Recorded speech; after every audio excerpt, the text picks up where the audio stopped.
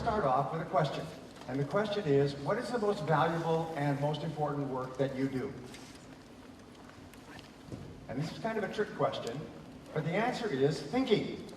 Your ability to think is the most important thing that you do in the whole world, because the quality of your thinking determines the quality of your decisions. And the quality of your decisions determines the quality of your actions, and the quality of your actions determines the quality of your results. And your results are everything. In business, we can talk about many things, but in the final analysis, it is financial results that are most important in business. Maybe not in personal life, maybe not in medicine, but in business, we always think in terms of numbers. And the quality of your results is determined by the quality of your thinking. Many years ago, I began to study the subject of time management because I thought it was a very helpful subject. And I was amazed at how much there was in time management.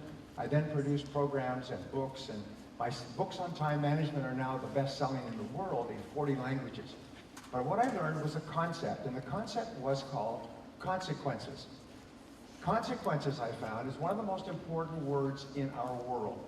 And the reason is that in time management, something is important to the degree to which it has big potential consequences. And something is unimportant to the degree to which it has low or no consequences. Thinking has the greatest consequences of all.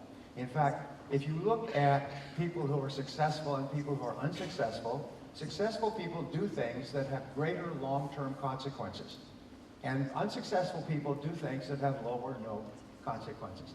And thinking has the greatest consequences of all. So what I want to give you is I want to give you a series of thinking tools.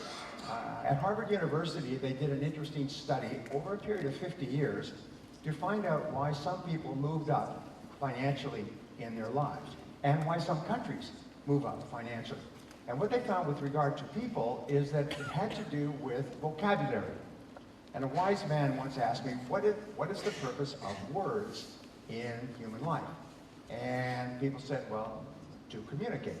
He said, yes, he said, but it's more than that, because a word is a condensed thought. And one word can have many meanings. Think of the words like love and freedom, family, and success. I mean, these can fill entire books and libraries. So he said, every word that you know is a condensed thought. The more words that you know, the better you can think, because you can put these words together into more complex thoughts. As a result, you can think better and make better decisions. So what they found is that worldwide is people who have the very best vocabularies rise to the top of their societies. The more words that you learn and understand, the better you can think, the better results you get, the better life you have. Well, at the same time, the things we'll talk about today are like words. They're condensed thoughts. They're ideas that apply to business. And when you take these and you put them together, you can think much better about getting results in business. So let us begin. When I started off, I started my own business in 1978. And I say when I started my own business for the first time, after working for other companies for many years, I learned how to sell again. I had to sell my house, I sold my car, I sold my furniture. I sold everything that I had, and I had to borrow from my friends and family to stay alive. And I was shocked, because there are maybe 50, 100 million businesses in the world. What could be hard about starting a business? And it was amazing.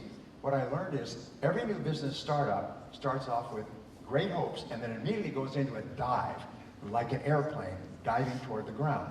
And the job of the business owner at the beginning is to try to stop the airplane from crashing. Crashing means you run out of money and you can't get any more money, and so you crash. They find that 80% of new businesses fail worldwide. Why? It's because the people lose all their money before they figure out how to make a profit. Now, if you find out how to earn more money than it is costing you to be in business, it's like an airplane. You pull the airplane out of the dive and and your business starts to grow. And this is called the sigmoid curve. Your business goes into a decline phase, which is the growth phase, where you are learning at an incredible rate. By the way, when you start a business, get married, introduce a new product or service, start a new job. You go into this very fast learning phase, and then as you learn, you start to turn and you start to come out and you begin to grow. The business begins to grow. It's actually, see if I can do it like this. It's very important. This curve determines all of life. We say it's like this, and you start here with high hopes and enthusiasm. You immediately go into a dive. If you can find a way to make more money than it's costing you, you pull this out. You go into a growth phase and then to a decline. All businesses, all products, all careers, all lives. This is the law of life. And here's an interesting thing. All businesses will level off. Why do I think of the word Nokia? Okay. Why?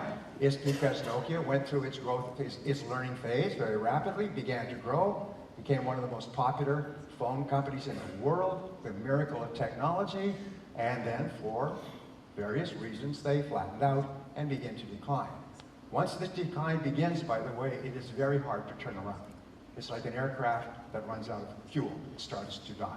And then they begin to struggle. When you go into a business, by the way, you can analyze the business and find out what phase it's in by asking 3 to 5 questions. Most companies that I go to are either here or here. but this phase is what they found is this, is that when you are in this growth phase and you are growing rapidly, this is the time where you must be the most alert. Because it's right here where you are the most successful and making the most profits that you must begin a new phase and begin developing new products, new services moving forward. I read a very interesting thing. I was going to say I was late for this seminar because I was walking the streets looking for the new Lumia. Nobody can find it. It seems to be hidden somewhere, the new Nokia phone. And the interesting thing I read is that Nokia developed the one-touch telephone. The engineers developed the one-touch telephone. They developed the technology for the iPad. Is that true? Say yes. Yeah, the most interesting thing. Why didn't they develop it? Well, because they were at this stage and they said, we're so rich, we don't need that new technology.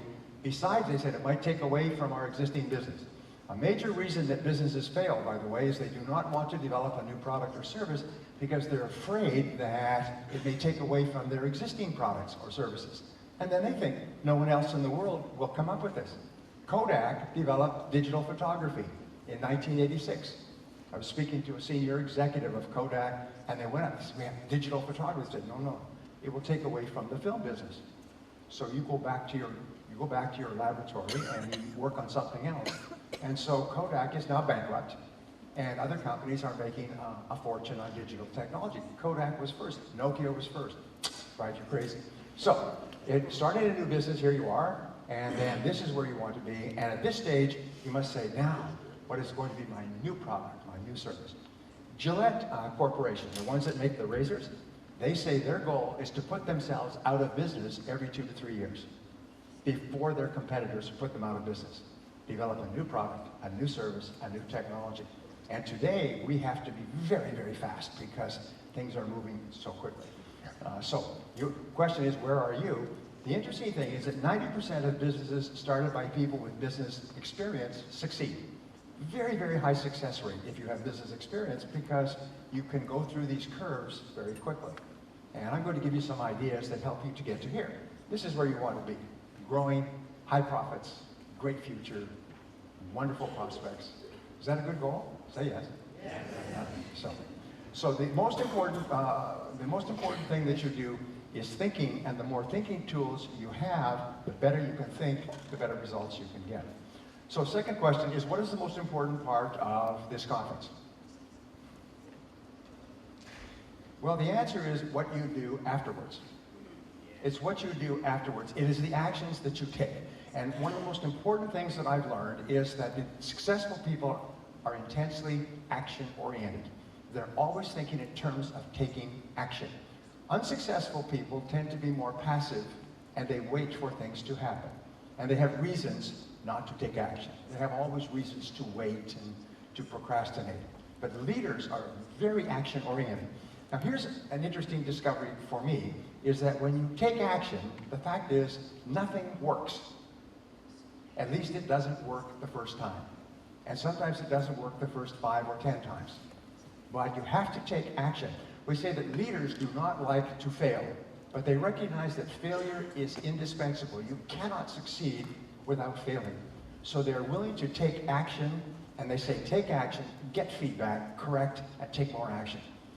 3 wonderful things happen when you take action on a new idea. The first thing is that you get immediate feedback, which helps you to change your course. Second thing that happens is that you get ideas to help you to be more effective. It's the most amazing thing. And the third thing that happens is it raises your self-confidence and it gives you energy. So you get 3 great benefits from taking action. And the action simply means take the first step.